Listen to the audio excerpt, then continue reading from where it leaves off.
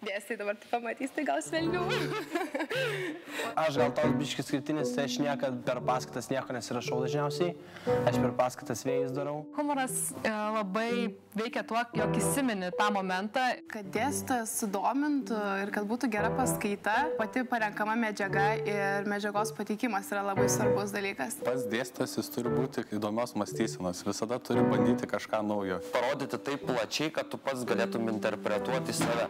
Penktadienį, tai kad ilsėtumėmės paskaitoj būtų labai gerai. Svarbu, kad matytųsi, kad pats dėstytojas nori dirbti, kad jam čia gera. Nuo to noro viskas ir prasideda. Papasakoti čia neužtektų kelių parų viso to, kas tai vyko. Iš tikrųjų vyko labai sparčiai, labai sakyčiau, net netikėtai.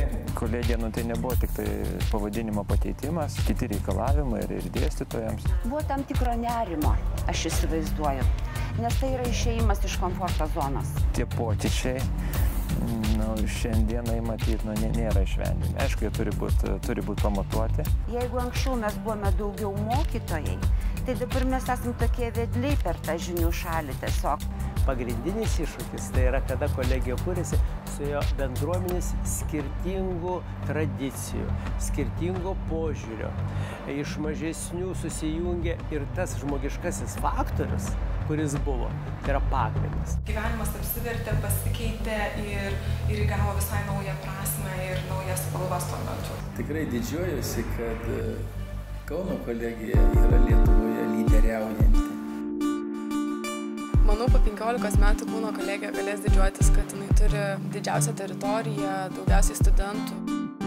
Gal dar kokiu nors fakultetų pasistatys, gal kokiu nors specialybių dar įvairių atsiras. Modernės, bet tikrai į priekį. Nenorėčiau, kad niekas čia keistųsi, nes baisu, kad sugrįši ir nerasi to, ko čia palikai. Jau praėjo 5 metai ir tiesiog čia kažkas jau keičiasi.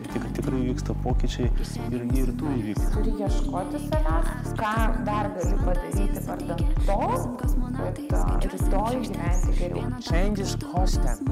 Those that refuse to change, in the other way, they are changing to negativism. Pokytis yra man būtinas kaip oras, turi kažkas pasikeis, nes kitaip man nebeįdomu. Jeigu man nebeįdomu, tai kam tada aš tai darau savo gyvenime?